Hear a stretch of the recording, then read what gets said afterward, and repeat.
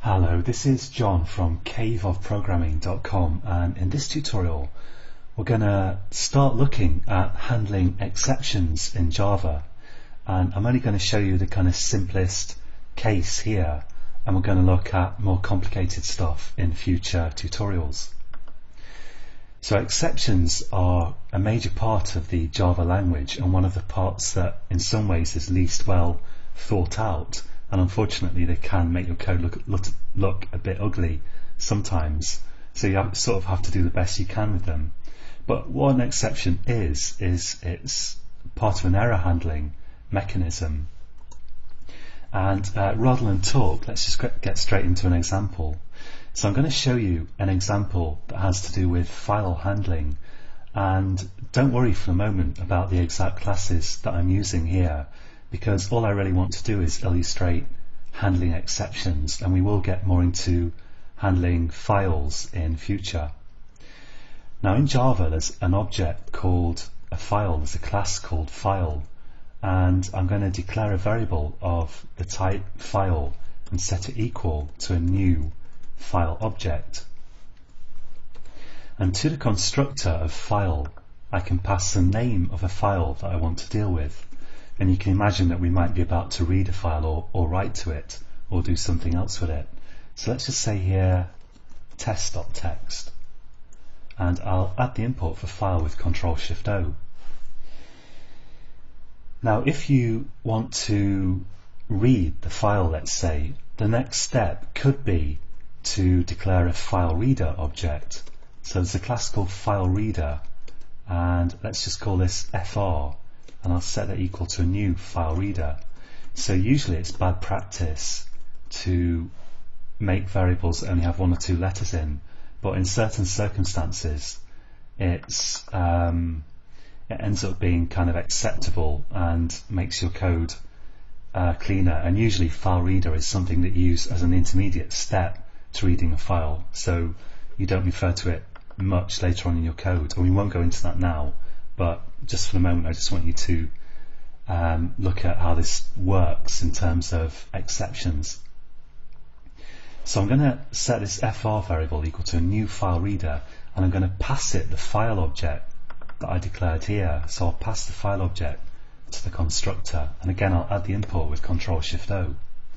And now this is what I wanted to show you, because we've still got an error, and whenever you see an error like that, the important thing is to hover your mouse over the error icon at the left here.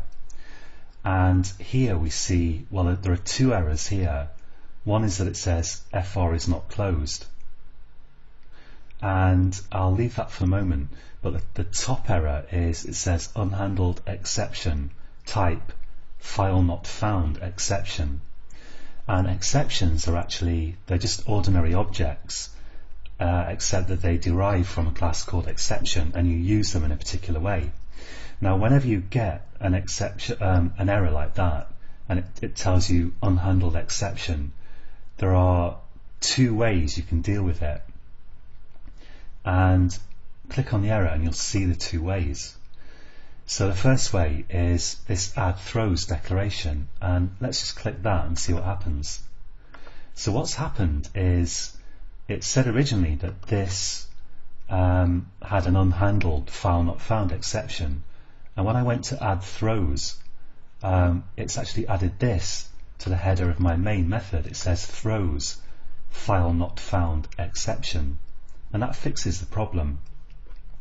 So if I save this and I run it, bearing in mind that we haven't got a test.txt, so this file doesn't exist, if I run it, I get some red text down here. And when you see red text like this is called a stack trace, or stack trace. And the important thing to do is scroll right up and look at the top line and read it from the top line down. So here it says exception in thread main and Java IO file not found exception. So this tells us kind of what kind of error we're dealing with. And then it's got some more specific information here. The system cannot find the file specified, and often you will get more specific information. And then if we look down a little bit, we just go down a bit, finally we come to a point where we've got a little a reference to some code that we've written ourselves. So I've created app.java myself. It's this file here, and it says app.java:13, which means line 13. And I can click on that error and I can see exactly where the problem occurred. So now I know what happened. I know that the problem was test.txt wasn't found, and it occurred at this line 13 in app.java, and an exception has been thrown. And what that means is that basically we've ended up with this kind of red text. And the reason that this has appeared down here is because we think of this method here as it encounters an error and it reacts to that error by throwing an exception. It's as if it's thrown an object straight out of itself, and execution of my program has stopped at that point, and the exception has been thrown out of the main method. And that was possible because it's got this throws file not found exception declaration here. And when an exception is thrown out of the main method, you get a kind of stack trace like this with red text that tells you what the problem is. Let's take a look at another method of handling an exception. And what I'll do is I'll just right click and I'll go to new package, and let's call this demo1, and I'll just put this app.java into demo1, and I'll create a new main method here. So I'll right click, go to new class, I'll call it app again, and I'll put it in a package called demo2, and we'll look at a different way of handling an exception here. So let's copy this stuff, and I'll go to my second app and I'll paste this in here. Let's get rid of these comments which always annoy me, and I'll do Ctrl-Shift-F to format that. And now let's look at the other alternative. I'll just right click and clear this error. I'll hover over the error here, and again it says unhandled exception, so I click the error and I go to surround with try catch. And this is called, this whole thing here is called a try catch block. And what this is doing is it's saying try to do this code, and if that code throws an exception, then go into the catch block. And if this throws an exception, we will immediately go into the catch block. So if you put other lines down here, they wouldn't be executed if that throws an exception. But if it doesn't throw an exception, of course, you will just carry on executing sequentially line by line. But as soon as you throw an exception, it kind of throws you straight out of what you're currently doing. Now in this case, we're not throwing the exception out of main. What we're doing is we're catching the exception. So here we can put code which will be executed if that exception is thrown. And the default here is to say e.print stack trace, and the exception is declared here. It's like it looks like a parameter to a method, but it's not. And this exception can be caught by this catch block of the try catch block, and we're saying just print the stack trace for that exception. And if I run that, it looks much the same as before, and again we can click on the line and find out where the exception was thrown. If I were to create that file in here, let's just right click and go new file. So I've right clicked the project folder, which is the working directory of the program, and I can just create a test.txt and click finish. So now we shouldn't throw that error, and if I run the program now, we don't get an error. We don't get the file not found exception being thrown, because the file is found now. So the exception is only thrown if an error condition arises. I'll just delete that again. And you can put whatever code you like in here. You don't have to print the stack trace. So by default you get this put in, and it's very, very handy. But you could do anything you like. For example, I could put sysout in here, system.out.println, and I could say, let's say file not found, and let's do plus, and let's use my file object up here, and I'll just do file.toString, which I think will give us a nice representation of the file. I'll just run that, and it says file not found test.txt. So you can handle an exception any way you like. And if I had code in here, let's say something like continuing, and let's just put a comment here. This will not be executed if the file, if an exception is thrown. So if an exception is thrown, that line just does not run. So it immediately kind of, from here, if it throws an exception, it immediately goes into that catch block. But if you've caught an exception, then you can continue. So I can say here, finished. And if I run this, even though we've got an exception being thrown, we're catching it, we're handling it, and then we're continuing with our code. And this is quite a lot to absorb, but as usual, I would say if you type it out yourself, you'll really quickly see how it works. And it's just a matter of getting used to the terminology, throwing an exception, catching an exception, and just typing it and seeing how it works. And you don't really need to puzzle over it too much, because typing is your kind of magic shortcut to actually understanding this stuff, I find. But I want to show you just one more thing here. So I'm going to create a app3. Let's close this. Well, an app in demo 3, and I'll right click and go to new class. Let's call this app again.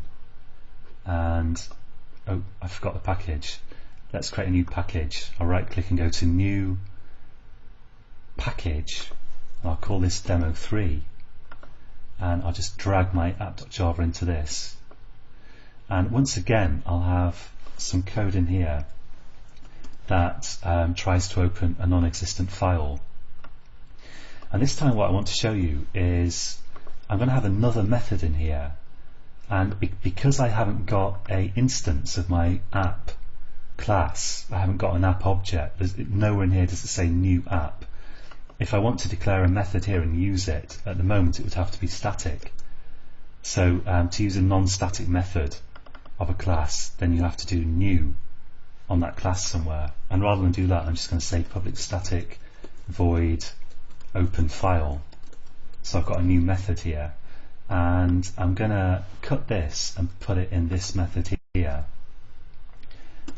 And here I'm going to call this method. So in main, which is the entry point of the program, I'm going to call open file like that.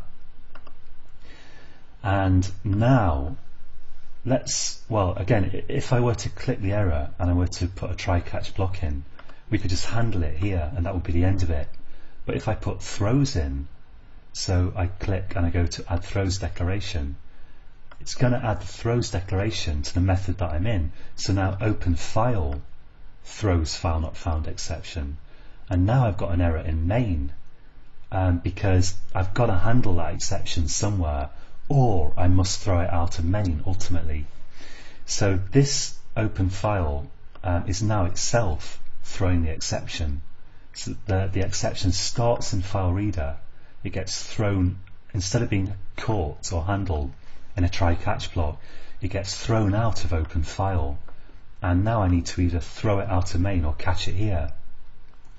And for example, I could just go to add throws and I get I throw it clean out of my program in effect, and I run that and it's the same as before. Or another possibility is I get rid of the throws declaration on main and I handle it now in main. I go to surround with try catch, and again I could say something like sysout could not open file. Although it's always good when you have an error to have as specific a message as you can to your user. And if the user was intended to see this, the user should never see a stack trace like this unless you want to horrify them, because all users, all kind of non-technical users and even technical ones, are horrified by stack traces. So don't let your application produce a stack trace if you intend it to be distributed and used by other people. And here I would make it say couldn't open file such and such, and I'd do something like maybe pass the file name into here. So I wouldn't let it just say couldn't open file, because that's too vague a message. Let's just put a quick note here. PS, this message is too vague. But anyway, the point is that I can, if I throw the exception out of open file, I can then catch it further up the stack and catch it in main. Because we think of the method calls as being like a stack, where one calls the other, which calls another, which calls another, and it's like there's a stack of methods, and you kind of take the methods off the stack and run them one by one, or at least the Java virtual machine does. So it's saying like, okay, I'll run this open file and then I'll carry on with main and so on. Anyway, that's all for this tutorial, and it is a lot of stuff, but if you play around with it, you'll see it's not that complicated. And we're going to move on. Probably in the next tutorial we'll move on to looking at some more exception handling stuff, and probably we'll look at different kinds of exceptions and stuff like that. So that's it for this tutorial, and you can find this code on caveofprogramming.com. If you go to the front page, at least at the moment, and look down, you can see links to pages for these tutorials where you can see the source code.